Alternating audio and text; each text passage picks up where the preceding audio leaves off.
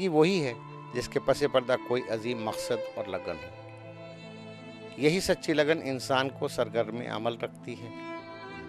मेरी ज़िंदगी का मकसद तेरे दिल की सरफराजी, मैं इसीलिए मुसलमान, मैं इसीलिए नमाजी। मकसद हयात इंसान की सोच व फ़िक्र का आईनादार होता है। किसी ने अरब व अजम मज़हब इस्लाम की रोशनी से जहालत के अंधेरों को मोहब्बत और अख़ुवत से रोशनास कराया, और कोई दुनिया के उफ़्क़ पर अस्करी क़ुव्वत के ज़रिए अपना सिक्का जमाने का अज़म रखता है। कोई ताजिर की हैसियत से महकूम और मज़दूर का हक़ मारता है। कोई अपनी तवानाई भरपूर जस्तजू और बेलौस खिदमात पेश करके मुफलिस और नादार को जीने की उम्मीद पैदा करने के लिए कोशां है। हेल्प पाकिस्तान का शुमार चंद एक NGOs में होता है जो मुख्तलिफ समाजी सरगर्मियों में अपनी भरपूर तवानाई सर्फ कर रहे हैं। आज से कुछ अरसे पहले हम दोस्त मिल के मुख्तलिफ प्रोजेक्ट्स के ऊपर इंडिविजुअली काम करते थे, और हमें अगर पता चलता था कि अगर कहीं पे किसी चीज़ की ज़रूरत है, चाहे वो हेल्थ केयर हो, चाहे वो फूड राशन हो, तो हम इंडिविजुअल लेवल के ऊपर जो है वो मुख्तलिफ प्रोजेक्ट्स के ऊपर काम कर रहे होते थे। लेकिन एक टाइम ऐसा आया कि जब हमने सोचा कि कुछ ना कुछ ऐसा होना चाहिए जो कि ऑर्गेनाइज्ड वे में हो और हम एक बेहतर तरीके से काम कर सकें। वो काम जो कि हम इंडिविजुअल लेवल पे कर रहे थे वो शायद बहुत लिमिटेड था, और उसके अंदर हम शायद चंद एक फैमिलीज़ को और चंद एक लोगों की सपोर्ट कर सकते थे। जब हमने 2008 में इस NGO की बुनियाद रखी तो बहुत से लोग हमसे पहला सवाल ये करते थे कि हम ये काम क्यों करते हैं। इस सवाल का जवाब हम आज भी लोगों को यही देते हैं कि हमारे पास 2 चॉइसेस थी। एक चॉइस ये कि हम एक आम इंसान या एक आम पाकिस्तानी की तरह एग्जिस्ट करें, और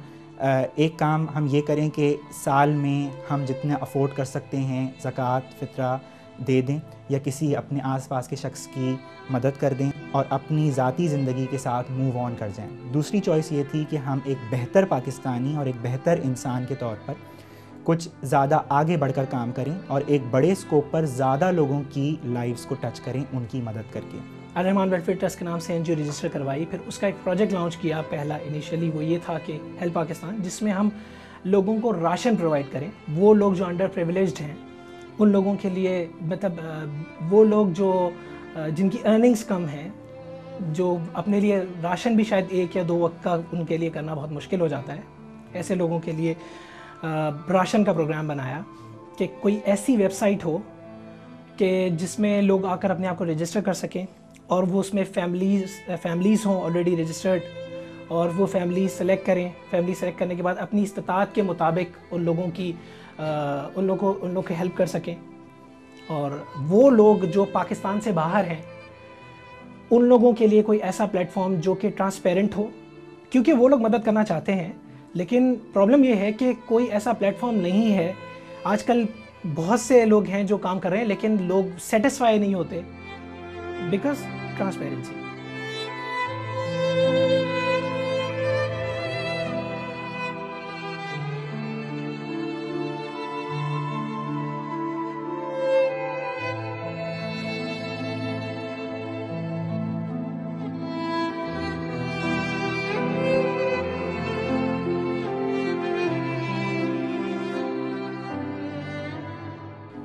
कुछ चीज़ें जो अक्सर लोग इसके बारे में हमसे सवाल करते हैं वो होती है ट्रांसपेरेंसी, और इतने सारे NGOs यहाँ पे काम कर रहे हैं, इतने सारे लोग आपसे डोनेशन मांग रहे हैं, तो आपके पास क्या ऐसी अश्योरिटी है, क्या ऐसी गारंटी है कि आप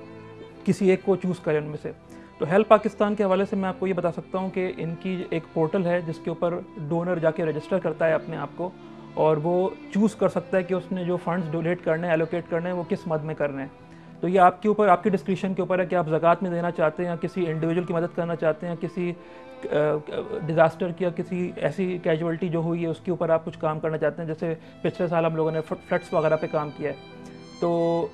ना सिर्फ ये कि आपको ये मालूम होता है कि आपका पैसा कहाँ जा रहा है, बल्कि आप ये भी देख सकते हैं कि उस कॉज के ऊपर प्रोग्रेस क्या हुआ है।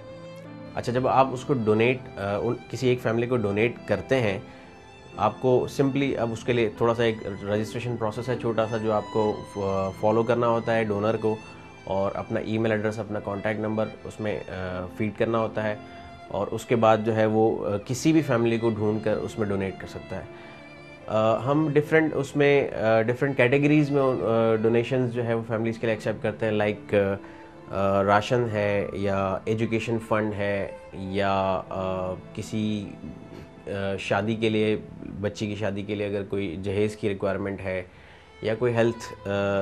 का कोई इशू है, किसी का कोई ऑपरेशन होना है, तो उसके लिए हम लोगों को इनरोल करते हैं फ़ंड्स में डिफरेंट टाइप ऑफ कैटेगरीज़ के अंदर। ठीक है, हम इस वक्त जो है सिर्फ कराची को फोकस कर रहे हैं। कराची के वो स्लम्स जैसे लाइन्स एरिया है, जेकब लाइन है, आपका न्यू कराची है, इसके अलावा मुख्तलिफ ऐसे स्लम्स जहाँ पे लोगों का एक्सेस नहीं है, और आप अगर वहाँ पे ख़ुद जाएं और वहाँ पे आप जाके देखें तो you will be amazed to see कि सारे छोटे छोटे घर हैं। वहाँ जो फैमिलीज़ हैं वो इस किस्म की हैं कि बेवा औरतें हैं, या तो जो है वो उनके हस्बैंड जो हैं वो अवेलेबल नहीं हैं, या वो शादी करके और बहुत सारे बच्चे हैं और उसके बाद वो चले जाते हैं, कहीं भाग जाते हैं, कुछ और हो जाता है, या डिवोर्स कर देते हैं। और वो फैमिलीज़ ऐसी हैं, उनके हालात ऐसे हैं कि वो हार्डली जो है वो शायद कुछ जो है वो 2 टाइम का खाना खा पा रहे हैं, क्योंकि एक्सपेंसेस बेयर करने की उनके पास कोई सिचुएशन नहीं होती। हेल्प पाकिस्तान का मकसद किसी को पैरासिटिक रिलेशनशिप प्रोवाइड करना नहीं है। हम किसी को बिल्कुल डिपेंडेंट नहीं होने देना चाहते कि वो हमारी इमदाद के लिए ही आइंदा के लिए इन्हिसार करता रहे, बल्कि साथ ही साथ हमारी ख्वाहिश है कि वो फैमिलीज़ जिनके अंदर इस तरह की सिचुएशन डेवलप हुई है किसी बुनियाद पे, इस चीज़ से बरिओ-ज़िम्मा हो के कि उनकी खुराक की ज़रूरियात किस तरह पूरी होंगी, वो अपनी स्किल्स की तरफ कंसंट्रेट कर सकें और ख़ुद अपने आप को इस काबिल कर सकें कि वो सेल्फ सस्टेन हो सकें और हमारी इमदाद से बरिओ-ज़िम्मा हो के ख़ुद अपने पैरों पे खड़े हो सकें।